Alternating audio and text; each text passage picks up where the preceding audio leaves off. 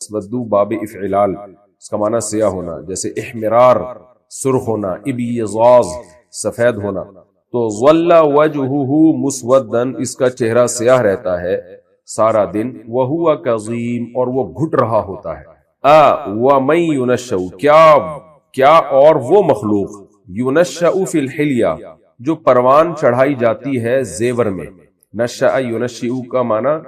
نشأ ینشأ نشوءا کا معنی پروان چڑھنا کہتے ہیں نا، نشو نما، نشو نما کہتے ہیں. اصل میں یہ لفظ ہے نشو نما، لیکن اردو میں اس کو بنا دیا نشو نما. تو اسی سے ہے ینشأ، کسی کی نشو نما کرنا. تو ینشأ فعل مجہول ہے. ومن ینشأ، کیا اور وہ مخلوق جو پروان چڑھائی جاتی ہے فی الحلیہ زیور میں. وہو فی الخصام، اور ہے وہ خصام جھگڑے میں، بحث مباحثے میں. خصم آپ کے فریق ثانی کو کہتے ہیں جس کا آپ سے جھگڑا چل رہا ہو، یعنی دونوں ایک دوسرے کے خصم ہوتے ہیں. تو خصام کا معنی جھگڑا، یعنی بحث مباحثے میں جو جھگڑا ہوتا ہے. وہو فی الخصام، اور یہ جھگڑے میں غیر مبین، واضح کرنے والی نہیں ہے، یعنی اپنی بات کو صحیح طرح سے ایکسپلین کرنے کی قدرت نہیں رکھتی، اس میں وہ بلاغت نہیں ہوتی. اب دوبارہ ترجمہ کر دیتا ہوں. کیا اور وہ مخلوق، کیا اور کا مطلب کیا، واو سے پہلے یہاں جملہ محذوف ہے جس پر عطف ہو رہا ہے. یعنی کیا تم نے اللہ کی طرف بیٹیوں کی نسبت کر دی ہے، یعنی کیا وہ مخلوق جس پہ تمہارا چہرہ سیاہ ہو جاتا ہے اور وہ زیورات میں پلتی ہے، یعنی تم بیٹیوں کی نسبت اللہ کی طرف کر رہے ہو. تو اللہ تعالیٰ سوال پوچھ رہے ہیں کیا وہ مخلوق جس کی وجہ سے تمہارا چہرہ بھی سیاہ ہو جاتا ہے جب پتہ چلتا ہے بیٹی پیدا ہو گئی ہے، اور دوسری بات یہ کہ وہ مخلوق جو زیورات میں پلتی ہے اور وہ بات کو بیان کرنے میں غیر مبین ہے، جب اس کی کسی سے ڈیبیٹ ہوتی ہے تو اس میں وہ بلاغت نہیں ہوتی، یعنی کیا اس کو تم اللہ کی طرف منسوب کرتے ہو. وَجَعَلُوا الْمَلَائِكَةَ الَّذِينَ هُمْ عِبَادُ الرَّحْمَنِ إِنَاثًا، اور انہوں نے بنایا ہے فرشتوں کو،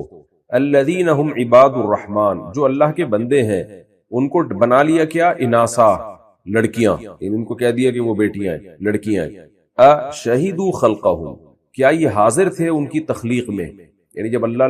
فرشتوں کو بنا رہا تھا تو کیا یہ دیکھ رہے تھے کہ ان کو لڑکا بنا رہا ہے کہ لڑکیاں بنا رہا ہے. ستکتب شہادتہم، تو ان کی شہادت لکھی جائے گی، یعنی اگر یہ دیکھ رہے تھے اور واقعی اس دیکھنے کے بعد گواہی دے رہے ہیں تو ان کی گواہی لکھ لی جائے گی. وَهُمْ شَهَادَتُهُمْ وَيُسْأَلُونَ، اور ان سے سوال پوچھا جائے گا، یعنی آج گواہی دے دو کہ ہم دیکھ رہے تھے تو ہم گواہی لکھ لیتے ہیں اور اس کے بارے میں پھر ہم تم سے سوال کریں گے. وَقَالُوا، اور یہ کہتے ہیں، لَوْ شَاءَ الرَّحْمَنُ، اگر رحمان چاہتا، مَا عَبَدْنَاهُمْ، ہم ان کی عبادت نہ کرتے، یعنی فرشتوں کی، جنات کی اور بتوں کی ہم عبادت نہ کرتے. مَا لَهُمْ بِذَلِكَ مِنْ عِلْمٍ، نہیں ہے ان کے لیے اس دعوے پر من علم کوئی دلیل. میں نے بتایا تھا نا علم کا مطلب بہت دفعہ ترجمہ علم کا دلیل سے کیا جاتا ہے. ان ہم الا یخرصون، نہیں ہے یہ لوگ مگر اٹکل کرنے والے. خرص کہتے ہیں ایسے ہی کہتے ہیں کوئی پھینک رہا ہو بیٹھ کے لمبی لمبی تو اندازے سے باتیں کر رہا ہو، کوئی دلیل نہ اس کے پاس. یہ نہیں ہے مگر ایک اٹکل کی باتیں کرنے والے. ام آتیناہم کتابا، کیا ہم نے دی ہے ان کو کوئی کتاب، من قبلہ، اس سے پہلے، فہم بہ، پس یہ لوگ ہیں اس کتاب کے ساتھ مستمسکون، مضبوطی سے تھامنے والے. یعنی کیا ہم نے ان کو اس سے پہلے، یعنی قرآن سے پہلے کوئی کتاب دی ہے کہ قرآن چھوڑ کر یہ لوگ اس کتاب کو مضبوطی سے تھامے ہوئے ہیں جس میں لکھا ہوا ہے کہ ان کی عبادت کرنا. بل قالوا، نہیں کچھ بھی نہیں ہے، بلکہ بس یہ تو ایک ہی بات کہتے ہیں، انا وجدنا آباءنا، ہم نے پایا ہے اپنے باپ دادا کو، علی امتن، ایک امت پر، ایک طریقے پر، امت طریقے کو بھی کہتے ہیں. وَإِنَّا عَلَىٰ آثَارِهِمْ، اور بے شک ہیں ہم ان کے نشانات پر، مہتدون، سیدھا چلنے والے. اہتدا کا معنی راستے پہ چلنا، یعنی ہم ان کے آثار پر ہی مہتدون چلے جا رہے ہیں. ہمیں ہدایت اور گائیڈنس یہاں سے مل رہی ہے اپنے باپ دادا کے آثار سے کہ جو انہوں نے کیا ہم وہی کریں گے. وَكَذَلِكَ مَا أَرْسَلْنَا مِن قَبْلِكَ، اسی طرح ہم نے نہیں بھیجا آپ سے پہلے، فی قریۃ، کسی بستی میں، من نذیر، کوئی بھی ڈرانے والا، الا قالا، مگر کہا ہے، مترفوہا، اطرافا یطرفو اطرافن، مال و دولت کسی کو دینا جس کی بنیاد پر وہ اترانا شروع کر دے. مترف جو وہ لوگ جن کو دولت دی گئی تھی وہ اترانے لگے تھے، وہ تو مترفونا تھا، اور جب ہا کی طرف مضاف کر دیا تو نون ضمیر گر گئی. اللہ فرماتے ہیں اسی طرح ہم نے آپ سے پہلے کسی بستی میں کوئی ڈرانے والا نہیں بھیجا مگر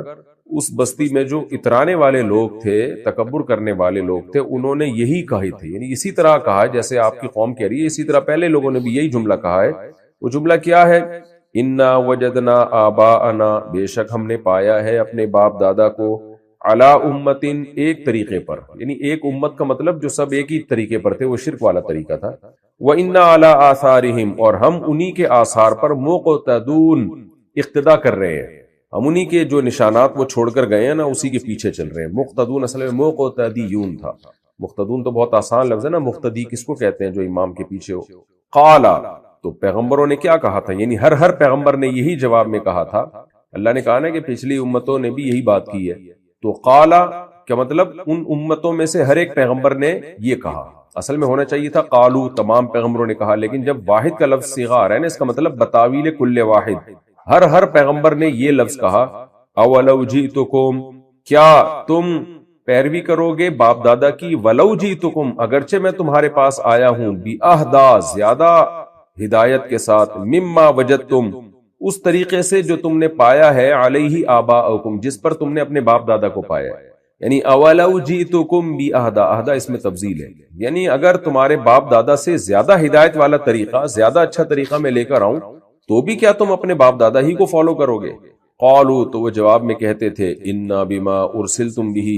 بے شک ہم اس دعوت کے ساتھ جس کے ساتھ تم بھیجے گئے، کافرون، انکار کرتے ہیں ہم۔ فانتقمنا منہم، اللہ کہتے ہیں ہم نے ان قوموں سے انتقام لیا۔ فانظر، پس ہے مخاطب دیکھ تو، کیف کان عاقبۃ المکذبین، جھٹلانے والوں کا انجام کیسا ہوا۔ مختصر رکوع تھا، یہ ہو چکا، اب ہم اس کی تفسیر کی طرف چلتے ہیں۔ آپ کو معلوم ہے پچھلے رکوع میں سورہ زخرف جو شروع ہوئی تھی، میں زخرف کا مطلب بتانا بھول گیا تھا۔ زخرف سونے کو کہتے ہیں، مزخرف اس چیز کو جس پر سونے کا پانی چڑھایا گیا ہو۔ تو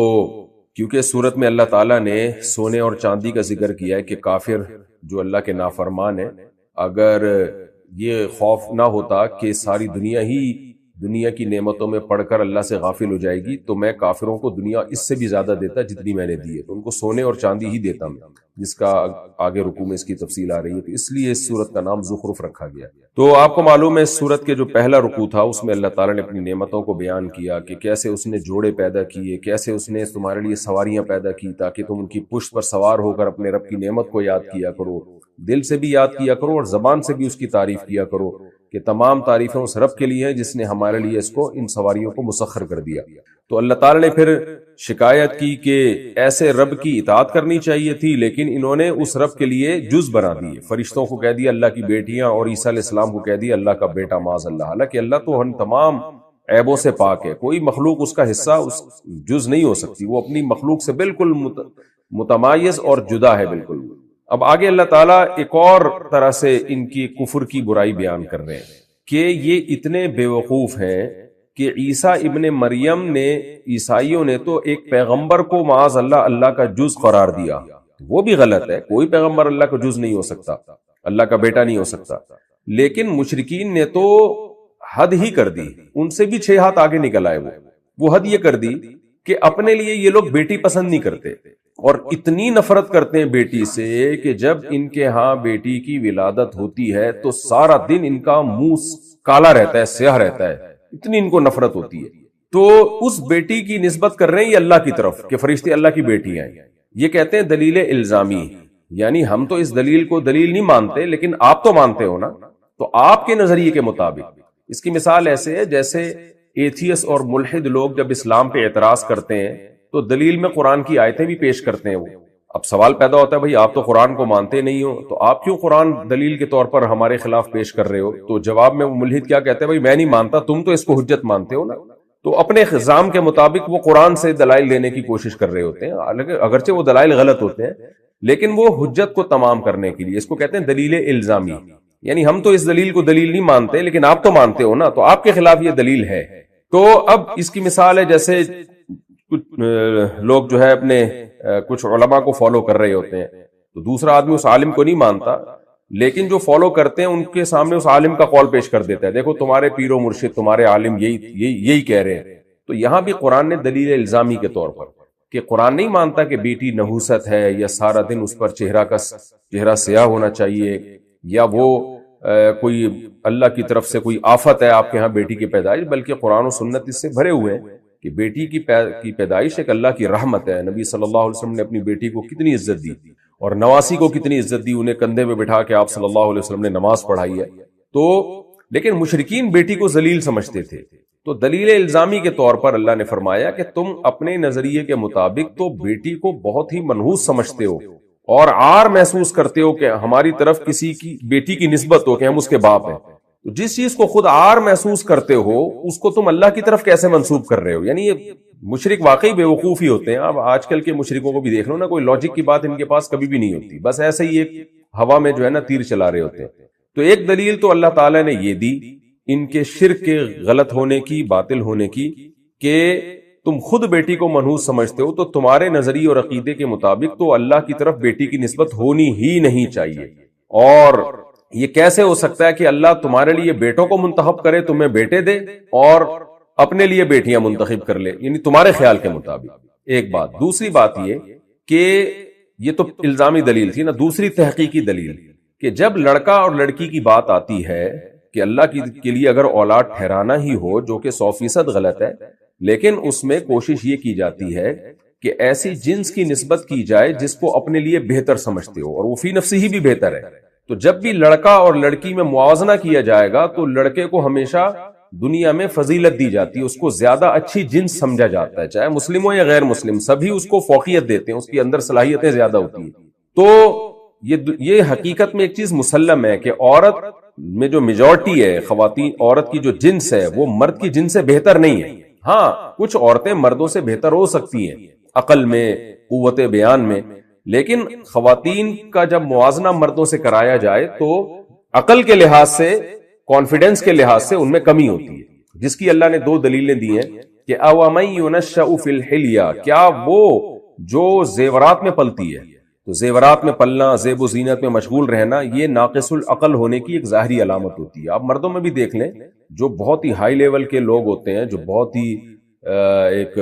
لیڈر بننے کی جن میں صلاحیت ہوتی ہے، وہ ہر وقت اپنا نوک پلک درست کرنے میں نہیں لگے رہتے، بس وہ اتنا خیال کرتے ہیں کہ ہم دیکھنے میں صحیح نظر آئیں۔ ایسا نہیں ہوتا کہ بیوٹی پارلر میں بیٹھے رہیں یا شیشے کے سامنے اپنے آپ کو میک اپ کرتے رہیں، یہ فنکاروں اداکاروں کا کام ہوتا ہے، ہر وقت اپنے آپ کو یہ شو کرنا میں بڑا ہینڈسم ہوں، میں یوں۔ لیکن آپ نے دیکھا جو ذہین لوگ ہوتے ہیں، جو دماغ، سائنسدانوں کو آپ دیکھ لیں یا کوئی پروفیسروں کو آپ دیکھ لیں، جو بھی دماغ استعمال کرنے والے دنیا کے ذہین ترین لوگ ہوتے ہیں، وہ زیب و زینت میں زیادہ مشغول نہیں ہوتے۔ زیادہ زیب و زینت میں مشغول رہنا اور ہر وقت اس بات کی فکر کرنا کہ میں اٹریکٹیو نظر آؤں اور لوگ مجھے دیکھ کے میری تعریفیں کریں، یعنی اس چیز کو مسلط کر لینا، یہ انسان کے ناقص العقل ہونے کی دلیل ہے۔ تو اللہ کہتے ہیں کہ اوَمَن يُنَشَّأُ فِي الْحِلْيَةِ، عورت میں یہ صفت کوٹ کوٹ کے بھری ہوئی ہے، وہ زیورات میں پلتی ہے، یعنی اس کو شوق ہوتا ہے زیب و زینت کا، میک اپ کرتی ہیں، زیورات میں پلتی ہیں۔ وَهُوَ فِي الْخِصَامِ غَيْرُ مُبِينٍ، اور جب بحث کرتی ہیں تو اس میں ان کے اندر وہ کانفیڈنس نہیں ہوتا، وہ بات کو بہت اچھے طریقے سے ایکسپلین نہیں کر سکتی۔ یہ اکثر عورتوں کے اعتبار سے، تمام عورتوں کے اعتبار سے نہیں ہے، ہر عورت ایسی نہیں ہوتی، لیکن عورت کی جنس بہرحال ایسی ہی ہوتی ہے کہ اس میں وہ قوت بیانیہ نہیں ہوتی۔ تو یہ بھی اس بات کی علامت ہے کہ اس کی عقل میں مردوں کی نسبت کمی ہے۔ تو اللہ تعالیٰ فرماتے ہیں کہ تم نے جب اللہ کے لیے اولاد ٹھہرانی ہی تھی تو ان تمام باتوں کی وجہ سے اپنے لیے تم لڑکوں کو پسند کرتے ہو۔ تو اللہ کی طرف اولاد کی نسبت کرنا تو کفر ہے، جیسے کہ عیسائیوں نے کی، عیسیٰ علیہ السلام کو اللہ کا بیٹا کہہ دیا معاذ اللہ۔ لیکن تمہارا کفر عیسائیوں سے بھی بڑھ کر ہے کہ تم اللہ کی طرف کے لیے اولاد بھی ٹھہرا رہے ہو، اور اولاد میں بھی وہ جنس جو ناقص العقل ہے، یعنی جو جنس لڑکے کی نسبت کم درجے کی جنس سمجھی جاتی ہے، اس کو اللہ کی طرف منسوب کر رہے ہو۔ تو یہ تحقیقی جواب ہے، یعنی ایک دلیل اللہ نے الزامی دی کہ انہی کی دلیل کو انہی پہ لوٹا دیا، دوسری دلیل اللہ نے تحقیقی دی کہ اگر نسبت کی بھی جاتی ہے تو اعلیٰ کو جو ہے وہ ملحوظ رکھا جاتا ہے، اعلیٰ جنس کی نسبت کی جاتی ہے۔ تو اب اس آیت کا ترجمہ سمجھے دوبارہ۔ ام اتخذ مما یخلق بنات، کیا اللہ نے ٹھہرا لیا ہے اپنی مخلوق میں بنات، لڑکیوں کو، یعنی اتنی ساری مخلوق میں لڑکوں کو چھوڑ کر اللہ نے لڑکیوں کو اپنے لیے پسند کیا۔ وَأَصْفَاكُمْ بِالْبَنِينَ، اور تمہیں اللہ نے سلیکٹ کر دیا لڑکوں کے لیے، یعنی جب تمہیں اللہ دے گا تو لڑکے دے گا، تم چاہتے ہو کہ ہمیں لڑکے ملا کریں، اور جب اللہ خود رکھے گا تو بیٹیاں رکھے گا۔ وَإِذَا بُشِّرَ أَحَدُهُمْ، حالانکہ جب ان میں سے کسی شخص کو بشارت دی جاتی ہے بما ضرب للرحمن مثلا، اس مخلوق کی جس کو اللہ کے لیے یہ بطور مثال کے بیان کرتے ہیں، یعنی مثال اللہ کی بیان کرتے ہیں کہ اللہ کی بیٹیاں ہیں، تو اس مخلوق کی جب ان کو خوشخبری دی جاتی ہے، یعنی بیٹی کی جب خوشخبری دی جاتی ہے تو اپنا ان کا حال کیا ہوتا ہے، ظل وجہہ مسودا،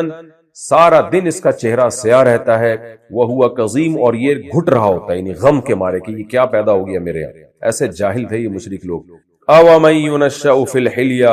اللہ کہتے ہیں کیا بھلا وہ مخلوق جو زیورات میں پلتی ہو، وہو فی الخصام غیر مبین، اور وہ بحث کرنے میں وہ مبین نہ ہو، یعنی اپنی بات کو بہت اچھی طرح سے ایکسپلین نہ کر پاتی ہو، کیا وہ مخلوق، یعنی کیا اس کو تم اللہ کی طرف منسوب کر رہے ہو۔ اس آیت سے ہمیں ایک تو یہ بھی پتا چلا مرد کے اندر کانفیڈنس اور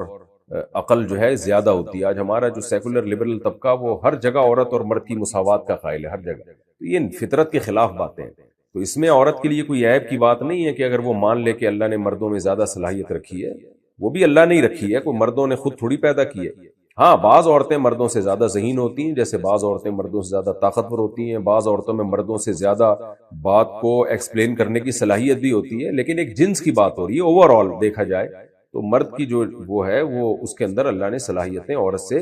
زیادہ رکھی ہے۔ تو یہ بھی ہمیں پتا چلا۔ دوسری بات ہمیں ایک اہم بات یہ بھی معلوم ہوئی اس آیت سے کہ جن لوگوں کو ہر وقت بننے سنورنے کا شوق ہوتا ہے نا، تو یہ مردانگی نہیں ہے، یہ آپ کے بے وقوف اور احمق ہونے کی علامت ہے۔ اس کی علامت ہے کہ آپ کوئی بڑا کام دنیا میں نہیں کر سکتے۔ تو مردوں میں، عورت میں ہو تو یہ تو اس کی فطرت کا حصہ ہے، لیکن مردوں میں بھی آج کل یہ چیزیں آ گئی ہیں، بیوٹی پارلر پہ گھنٹہ گھنٹہ بیٹھے رہتے ہیں، تیار ہوتے رہتے ہیں اور لپسٹک لگاتے ہیں اور پتہ نہیں کیا کیا کرتے ہیں۔ تو یہ اس چیز کو، اس کی حوصلہ شکنی کرنی چاہیے۔ اسی آیت سے پتہ چلتا ہے۔ عورت کے بارے میں تو اللہ نے بتایا کہ وہ، اس کا تو مزاج ہی ہے یہ، وہ اسی طرح سے پلتی ہے۔ آج مرد بھی اسی طرح سے پل رہے ہیں، تو یہ تو بہت ہی یعنی ایک شرم کی بات ہو گئی نا۔ اور پھر مرد بیوٹی پارلر کھول کے بیٹھے ہوئے ہیں، تو مرد کا مطلب یہ نہیں ہے کہ وہ ان چیزوں میں زیادہ، تو زینت اختیار کی جائے گی لیکن اس کی ایک حدود ہونی چاہیے۔ ہر وقت اسی میں مشغول رہنا، اپنے نوک پلک درست کرتے رہنا، آج کل یہ بہت زیادہ ہو گیا ہے۔ آدمی اور فنکاروں اداکاروں کو دیکھ دیکھ کے ہوا ہے، تو ہر وقت تیاری میں لگے رہتے ہیں اور کیا کیا کرتے ہیں وہ بیوٹی پارلر میں، آپ کو زیادہ پتہ ہے۔ تو یہ ایک اپنے بچوں کی حوصلہ شکنی کرنی چاہیے۔ حضرت مولانا اشرف علی تھانوی رحمہ اللہ نے لکھا ہے بہشتی زیور میں کہ جب اپنے لڑکوں کی تربیت کریں نا، تو لڑکے اگر زیادہ زینت میں لگ رہے ہیں تو ان کو منع کریں، ان کو بولیں تم ماشاءاللہ مرد ہو، اللہ تعالیٰ نے تمہیں مرد بنایا ہے، آدمی بنایا ہے، تو تم مردوں والے کام کرو، کھیل بھی وہ کھیلو جو مرد کھیلتے ہیں، اور بھاگو دوڑو، اور یعنی بچے کو بچپن سے ہی مرد بنانے کی فکر کرنی چاہیے۔ اور یہ بھی پتا چلا کہ جو آج کل بچوں سے اسکولوں میں پوچھا جانے لگا ہے کہ آپ کیا ہو، یعنی آپ لڑکا بننا پسند کرو گے لڑکی، تو یہ بھی غلط ہے۔ اس کو بتاؤ آپ کو اللہ نے مرد پیدا کیا تو آپ کی عادات بھی مردوں والی ہی ہوں گی۔ آج کل ماں باپ ان چیزوں کی فکر نہیں کرتے، تو بچوں کو کھیلنے دیتے ہیں، اس کے فیوچر میں بہت ہی سنگین نتائج ان کو پھر دیکھنے کو ملتے ہیں۔ آگے اللہ نے فرمایا وَجَعَلُوا الْمَلَائِكَةَ الَّذِينَ هُمْ عِبَادُ الرَّحْمَنِ إِنَاثًا، انہوں نے بنا دیا ان فرشتوں کو جو اللہ کے بندے ہیں، ان کو بیٹیاں بنا دیا۔ أَشَهِدُوا خَلْقَهُمْ، اللہ فرماتے ہیں کیا تم ان کی تخلیق کے وقت موجود تھے، یعنی تم دیکھ رہے تھے کہ ان کو بیٹا بنایا جاتا ہے کہ یا بیٹیاں؟ سَتُكْتَبُ شَهَادَتُهُمْ وَيُسْأَلُونَ، اگر تم موجود تھے تو پھر شہادت دے دو، لیکن تمہاری شہادت لکھی جا رہی ہے اور تم سے شہادت کے بارے میں سوال ہوگا۔ کیونکہ فرشتے بڑے آرام سے کہہ دیتے ہیں ہاں جی ہم شہادت دیتے ہیں کہ، مشرکین بڑے آرام سے کہہ دیتے تھے کہ ہاں جی ہم گواہی دیتے ہیں کہ فرشتے لڑکیاں ہیں، بیٹیاں ہیں۔ دیکھیں یہ آیتیں ہمیں عجیب لگ رہی ہیں کہ اللہ ان چیزوں پر اتنا رد کیوں کر رہا ہے، لیکن جس ماحول میں قرآن نازل ہوا ہے نا، وہ ان کی گھٹیوں میں یہ عقیدے پڑے ہوئے تھے، ہلنے کے لیے تیار نہیں تھے، بہت ڈھیٹ تھے وہ لوگ۔ اس لیے قرآن بار بار جو ہے نا ان کو الزامی دلیل بھی دے رہا ہے، تحقیقی دلیل بھی دے رہا ہے، تاکہ ان کے دل سے یہ شرک، یہ بدبو جو ہے نا، بدبودار شرک، یہ نکلے ان کے دل سے۔ وَقَالُوا لَوْ شَاءَ الرَّحْمَنُ مَا عَبَدْنَاهُمْ، ایک دلیل یہ بھی دیا کرتے تھے کہ بھئی ہم فرشتوں کی عبادت کرتے ہیں، بتوں کی عبادت کرتے ہیں، اگر اللہ کو یہ عمل ہمارا ناپسند ہے تو نہ کرنے دینا، ہمیں روک لے زبردستی۔ یہ بالکل ایسا ہی ہے جیسے آج بھی لوگ کہتے ہیں نا کہ بھائی میں تو یہ کر رہا ہوں، کوئی عذاب نہیں آتا، اللہ مجھے روکتا نہیں، اس کا مطلب ٹھیک ہے یہ عمل، تو اللہ روکتا کیوں نہیں ہے؟ تو اللہ تعالیٰ فرماتے ہیں لو شاء الرحمن ما عبدناہم، مشرکین کہتے تھے اگر رحمان چاہتا تو ہم ان کی عبادت نہ کرتے، جب کر رہے ہیں اس کا مطلب وہ یہ رحمان کو اس سے کوئی مسئلہ نہیں ہے، یہ محمد صلی اللہ علیہ وسلم کو معاذ اللہ اس سے مسئلہ ہے، یہ خود اپنی طرف سے انہوں نے ایسا کہہ دیا کہ ان کی عبادت نہ کرو، اس کی عبادت نہ کرو، فلاں کی نہ کرو۔ اگر اللہ کو کوئی مسئلہ ہوتا تو اللہ نہ کرنے دیتا ہمیں، اللہ فرماتے ہیں ما لہم بذالک من علم، اس دعوے پر ان کے پاس کوئی دلیل نہیں ہے. یعنی یہ جو کہہ رہے ہیں نا کہ اگر اللہ اس عبادت سے ناراض ہوتا تو ہمیں عبادت نہ کرنے دیتا، تو اس کا مطلب اللہ ناراض ہم سے نہیں ہے. تو اللہ کہتے ہیں اس دعوے پر ان کے پاس کوئی دلیل نہیں ہے. یعنی یہ جو دلیل ہے یہ دلیل نہیں ہے، اس کو دلیل نہیں کہتے. دلیل اس کو کہتے ہیں کہ آپ اس بات کو ثابت کر دیں کہ اللہ تعالیٰ اس عمل سے ایسی دلیل پیش کر دیں جس سے 2 اور 2 4 کی طرح ثابت ہو جائے کہ اللہ اس عمل سے خوش ہے، راضی ہے. یعنی یہ تو ایک فضول سی بات کر دی نا ان لوگوں نے کہ بھئی اللہ اگر بہت سے دنیا میں اور بھی تو گناہ ہو رہے ہیں جن کو مشرکین بھی گناہ سمجھتے تھے. کتنے لوگ زنا کرتے تھے، کچھ بھی نہیں ہوتا تھا، حالانکہ مشرکین کا عقیدہ تھا کہ زنا بری چیز ہے. کتنے لوگ چوری کرتے ہیں، نہیں پکڑے جاتے اور وہ چوری کرتے رہتے ہیں، حالانکہ مشرکین کا عقیدہ تھا کہ چوری بری چیز ہے. کتنے لوگ جھوٹ بولتے ہیں، اللہ بولنے دیتا ہے ان کو، حالانکہ مشرکین کا عقیدہ تھا کہ جھوٹ بری چیز ہے. تو اس لیے اللہ نے اس دلیل کا جواب دلیل سے نہیں دیا، بلکہ اللہ نے فرمایا کہ یہ ان کے پاس کوئی دلیل نہیں ہے، بس اس طرح کی انہم الا یخرصون، اٹکل پچو سے کام لیتے ہیں، بس جو جیسے تیسے منہ میں جو آیا وہ بول دیا انہوں نے. ورنہ خود غور کریں گے تو ان کو پتا چل جائے گا جو دلیل ہم نے دی ہے وہ کسی بھی لحاظ سے دلیل نہیں بنتی. اس لیے اللہ نے اس دلیل کا جواب نہیں دیا، بلکہ فرمایا ما لہم بذالک من علم، ان کے پاس سرے سے من تاکید کے لیے یعنی سرے سے کوئی دلیل ہے ہی نہیں اس دعوے کی. انہم الا یخرصون، یہ صرف ایک اٹکل سے کام لیتے ہیں. ایسے ہی انہوں نے بیٹھے بیٹھے ایک لمبی جو ہے نا وہ پھینک دی ہے کہ جی اگر اللہ ناراض ہوتا تو ہمیں عبادت نہ کرنے دیتا. تو بھائی اللہ اگر ناراض ہوتا تو پھر یہ دلیل تو زنا پہ بھی صادق آتی ہے، چوری پہ بھی صادق آتی ہے. تو اس سے صاف پتہ چلتا ہے بھائی دنیا تو دارالامتحان ہے. تو اللہ نے پیغمبر کو بھیج کے بتا دیا کہ غلط عمل ہے، تو ناراض ہے تبھی تو پیغمبر کو اللہ نے بھیجا ہے. اما آتیناہم کتابا من قبلہ، اللہ فرماتے ہیں کیا ان بتوں کی معبود ہونے پر تمہارے پاس اس سے پہلے کوئی کتاب ہے؟ قرآن تو ان بتوں کی نفی کر رہا ہے، قرآن نہیں مانتے تو کوئی اس سے پہلے کی کوئی آسمانی کتاب لے آؤ. فہم بھی مستمسکون، جس سے یہ لوگ استمساک کیے ہوئے ہیں، جس کو پکڑ کے بیٹھے ہوئے ہیں کہ نہیں جی اللہ نے چونکہ تورات انجیل یا پہلے کوئی آسمانی کتاب تھی وہ بھیجی تھی، اس میں اللہ نے کہا کہ ان بتوں کی عبادت کرو اور اللہ ان کی عبادت سے خوش ہوتا ہے، یہ فرشتے اللہ کی بیٹیاں ہیں. تو نہ ان کے پاس عقل سے کوئی دلیل ہے نہ نقل سے کوئی دلیل ہے. 2 ہی دلائل ہوتے ہیں نا، یا تو آپ کے پاس کوئی کتاب ہو، آپ کے میں نے اس کتاب میں پڑھا ہے اور وہ آسمانی کتاب ہے، اللہ کی طرف منسوب ہے، وہ کتاب غلط نہیں کہتی، یا خود عقل سے. تو نہ عقل کی کوئی دلیل ہے اور نہ ان کے پاس کوئی آسمانی کتابوں سے کوئی دلیل ہے. بل قالوا انا وجدنا آبانا، ان سب باتوں کا جواب ان کے پاس ایک ہی ہے کہ بھائی ہم نے اپنے باپ دادا کو پایا ہے علی امتن، ایک طریقے پر، وَإِنَّا عَلَىٰ آثَارِهِمْ مُهْتَدُونَ، ہم انہی کے نشانات پر ہدایت حاصل کر رہے ہیں. ہمیں گائیڈنس وہیں سے باپ دادا سے ملے گی، اس کے علاوہ ہمیں کسی گائیڈنس کی ضرورت نہیں ہے. تو اللہ کے نبی جب غمزدہ ہوتے یہ باتیں سن کے تو اللہ نے فرمایا کوئی نئی بات نہیں ہے، سب لوگوں کا پیغمبروں کے انکار کا ایک ہی طریقہ ہے. جب بھی پیغمبروں نے دلائل دیے تو سب کے پاس انکار کا ایک ہی راستہ تھا، وہ یہی تھا وَكَذَلِكَ مَا أَرْسَلْنَا مِن قَبْلِكَ فِي قَرْيَةٍ، اللہ فرماتے ہیں اسی طرح ہم نے آپ سے پہلے کسی بستی میں کوئی رسول نہیں بھیجا، من نذیر، کوئی بھی ڈرانے والا، الا قال مترفوها، مگر وہاں جو اترانے والے اور مالدار لوگ تھے انہوں نے کیا کہا،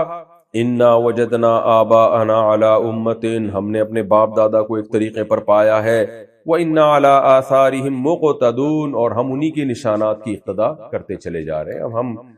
باپ دادا کے دین پہ چلیں گے. قالا، تو ہر پیغمبر نے جواب میں یہی کہا، اولو جئتکم بِأَهْدَىٰ مِمَّا وَجَدتُّمْ عَلَيْهِ آبَاءَكُمْ، تم نے اپنے باپ دادا کو جس طریقے پر پایا ہے اگر میں اس سے زیادہ اچھا طریقہ لے آؤں تو بھی تم اسی کو فالو کرو گے. یہ زیادہ اچھا اس لحاظ سے کہا کہ اس طریقے کو تم اچھا کہہ رہے ہو، اگر تھوڑی دیر کے لیے ہم اس کو اچھا مان لیتے ہیں تمہارے باپ دادا کے طریقے کو، تو ہمارا طریقہ تو اس سے بھی زیادہ اچھا ہے. ورنہ اصل تو یہ کہ ان کے باپ دادا کا طریقہ اچھا تھا ہی نہیں، ہدایت والا تھا ہی نہیں، وہ تو گمراہی والا تھا. لیکن ان کے ظام کے مطابق کہ بھئی ہم اس سے زیادہ ہدایت والا طریقہ تمہارے سامنے لے کر آ رہے ہیں، تو اس کے بعد بھی تم اپنے باپ دادا کے طریقے کو فالو کرو گے. قالوا، لیکن جواب میں وہ کیا کہتے ہیں، انا بما ارسلتم به کافرون، بھائی تمہارے دلائل ہماری سمجھ میں نہیں آتے، تمہیں جس پیغام کو دے کر بھیجا گیا ہے نا، یعنی تمہارے ظام کے مطابق ہم اس کا انکار کرتے ہیں. تو مشرکین نے یہی جواب دیا ہمیشہ. اللہ فرماتے ہیں فانتقمنا منہم، دیکھو پھر ہم نے ان سے انتقام لیا. فانظر، دیکھ ہے مخاطب، کیف کان عاقبۃ المکذبین، جھٹلانے والوں کا پھر انجام کیسا ہوا. یہ رکوع الحمدللہ کمپلیٹ ہو گیا. اب ہم اگلے رکوع کی طرف چلتے ہیں، سورہ زخرف کا رکوع نمبر 3 اور 25ویں پارے کا رکوع نمبر 9. حسب معمول مختصر لفظی ترجمہ مختصر گرامر کے ساتھ ہوگا، پھر انشاءاللہ اس کی تفسیر ہوگی۔ بسم اللہ الرحمن الرحیم۔ وَإِذْ قَالَ إِبْرَاهِيمُ لِأَبِيهِ وَقَوْمِهِ، اور جب کہا ابراہیم نے اپنے باپ اور اپنی قوم سے، اِنَّنِي بَرَاءٌ، کہ ہم سب، کہ بے شک میں بری ہوں۔ براء کا لفظ کئی بار ایکسپلین کر چکا ہوں، میں بری ذمہ ہوں، یعنی میں تمہارے جو دین ہے نا، جو معبود ہیں ان سے دستبردار ہوتا ہوں۔ مما، ان معبودوں سے، تعبدون، جن کی تم عبادت کرتے ہو، ان سے میں دستبردار ہوتا ہوں۔ الا الذی، ہاں ایک خدا ہے، فطرنی، جس نے مجھے پیدا کیا، اس سے دستبردار نہیں ہوتا میں۔ فإنہ سیہدین، تو بے شک وہ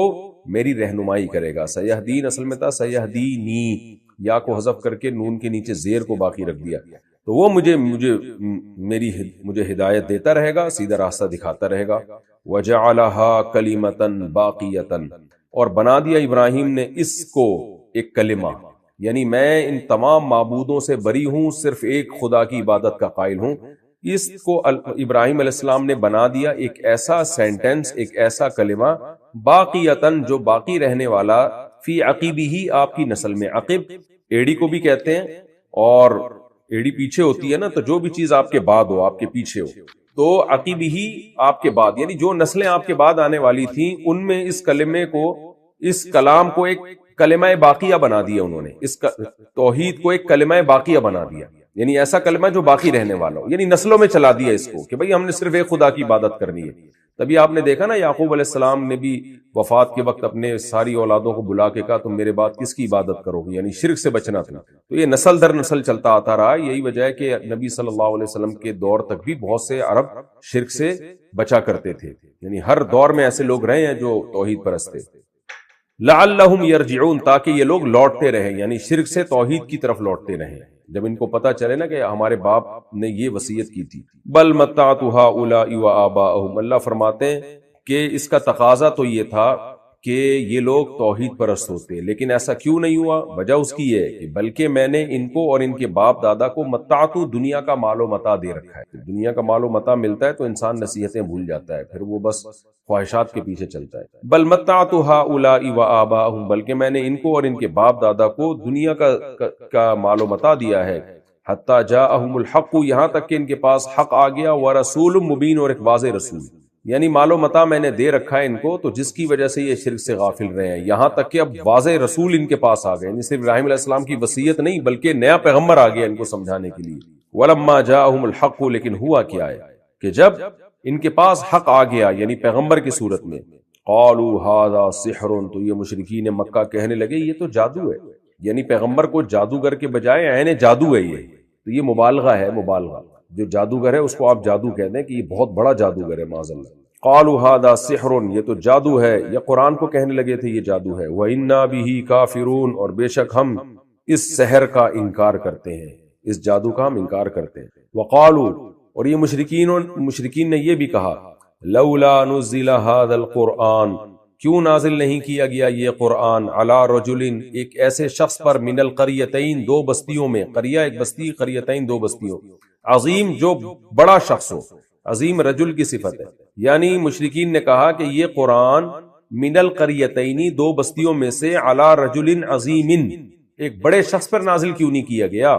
آگے اللہ جواب دیتے ہیں، اہم یقسمون رحمت ربک، کیا یہ لوگ رب کی رحمت کو تقسیم کریں گے؟ یعنی نبوت ایک رب کی رحمت ہے، اس کو یہ تقسیم کریں گے کہ کس کو دینی ہے کس کو نہیں دینی۔ نحن قسمنا بینہم، ہم نے تقسیم کر رکھی ہے ان کے درمیان، معیشتہم فی الحیات الدنیا، ان کی معیشت کو دنیا کی زندگی میں، معیشت سے مراد ہے معاش، پیسہ، دولت، ہم نے ان کے درمیان دولت کو دنیاوی زندگی میں تقسیم کر رکھا ہے۔ وَرَفَعْنَا بَعْضَهُمْ فَوْقَ بَعْضٍ، اور ہم نے بعض کو بعض پر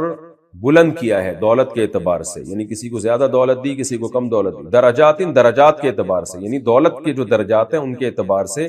ہم نے بعض کو بعض پر فضیلت دی ہے۔ لِيَتَّخِذَ بَعْضُهُمْ بَعْضًا سُخْرِيًّا، تاکہ ٹھہرا لے ان میں سے بعض کو سخریہ مسخر کرو، مسخر کر کے رکھیں اس کو۔ ترجمہ کے لیے سمجھانے کے لیے تھوڑی تفسیر بتانی پڑے گی، یعنی ہم نے ان میں سے بعض کو زیادہ دولت دی، بعض کو کم دولت دی، بعض کو زیادہ فضیلت دی دولت کے اعتبار سے، بعض کو غریب بنایا، تاکہ ان میں سے بعض کو ماتحت بنا کے رکھیں۔ سب کے پاس ایک جیسی دولت ہوتی تو ملازمت کون کرتا پھر؟ تو یہ سخریہ کا مطلب دولت مند لوگ غریب کو اپنا ماتحت بنا کے رکھیں، اس سے نظام عالم چلے گا، سارے ایک ہی جیسے نہیں ہو سکتے کہیں کبھی بھی۔ وَرَحْمَةُ رَبِّكَ، اور تیرے رب کی جو رحمت ہے، خَيْرٌ، وہ زیادہ بہتر ہے، مِمَّا يَجْمَعُونَ، اس دولت سے جو یہ جمع کر رہے ہیں، یعنی رب کی رحمت نبوت ہے، تو نبوت کی اہمیت اللہ کی نظر میں اس دولت سے زیادہ ہے۔ تفسیر میں اس کی ڈیٹیل آئے گی انشاءاللہ۔ وَلَوْلَا أَن يَكُونَ النَّاسُ أُمَّةً وَاحِدَةً، اور اگر یہ بات نہ ہوتی کہ لوگ ایک امت بن جاتے، لَجَعَلْنَا، تو ہم بنا دیتے، لمن، اس شخص کے لیے، یکفر بالرحمن، جو رحمان کا انکار کرتا ہے، تو ہم اس کے لیے بنا دیتے، کیا بنا دیتے، لِبُيُوتِهِمْ سُقُفًا، ہم بنا دیتے ان کے گھروں کے لیے سقوفا، چھتیں،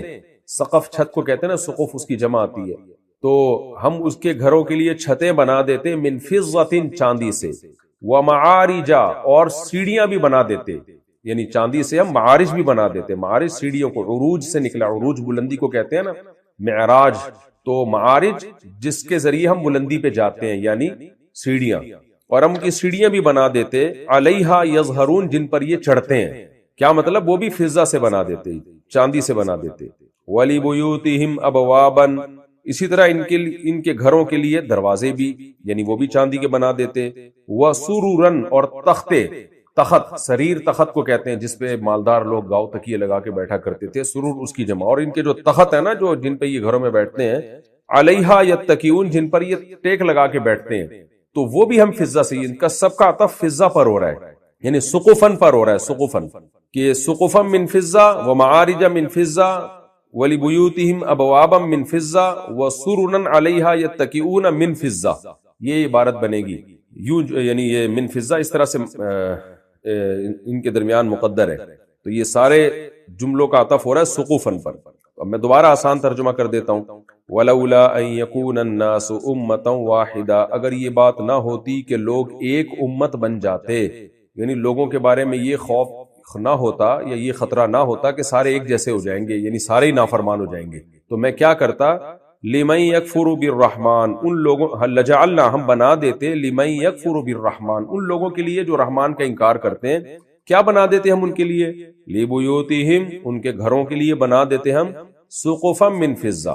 چھت بنا دیتے ان کی چاندی کی، ومعارج، اور سیڑھیاں بھی چاندی کی بنا دیتے، علیہا یظہرون، جس پر یہ چڑھتے ہیں جن سیڑھیوں پر، وَلِبُيُوتِهِمْ أَبْوَابًا، اور ان کے گھروں کے لیے دروازے بھی بنا دیتے ہم چاندی کے، وَسُرُرًا، اور جو ان کے تخت ہیں بیٹھنے کے وہ بھی بنا دیتے، علیہا یتکئون، جس پر یہ ٹیک لگا کے بیٹھتے ہیں، تو یہ سب چیزیں ہم ان کی بنا دیتے ہیں، من فضة، چاندی کی، وَزُخْرُفًا، اور سونے کی بھی بنا دیتے، یہ زخرفہ کا عطف بھی ہو رہا ہے فضہ پر، یعنی اس کے محل پہ عطف ہو رہا ہے، محل کا عطف کیا ہوتا ہے، یہ جو نحو جانتے ہیں وہ سمجھتے ہیں، تبھی اس پر جو ہے وہ کسرہ نہیں ہے، وَزُخْرُفًا، اور سونے کا بھی بنا دیتے، وَإِن كُلُّ ذَلِكَ لَمَّا مَتَاعُ الْحَيَاةِ الدُّنْيَا، ان کے بعد جب لمّا آئے نا تو یہ انا کے معنی میں ہوتا ہے، اور یہ سب کچھ جو ہے، یعنی جو سونے اور چاندی کی سیڑھیاں ہونا، یہ سب کچھ ہے متاع الحیات الدنیا، دنیاوی زندگی کا سامان، یہ جو کچھ بھی ہے نا یہ صرف اور صرف دنیاوی زندگی کا سامان ہے، والآخرۃ عند ربک للمتقین، اور آخرت تیرے رب کے نزدیک پرہیزگاروں کے لیے۔ یہ رکوع بھی آسان ہے، اس کا مختصر ترجمہ ہو گیا، میں جلدی سے اس کی تفسیر کر دیتا ہوں، تھوڑا سا وقت باقی ہے۔ اللہ تعالیٰ فرماتے ہیں وَإِذْ قَالَ إِبْرَاهِيمُ لِأَبِيهِ وَقَوْمِهِ إِنَّنِي بَرَاءٌ مِّمَّا تَعْبُدُونَ، ابراہیم علیہ السلام کو یاد کرو،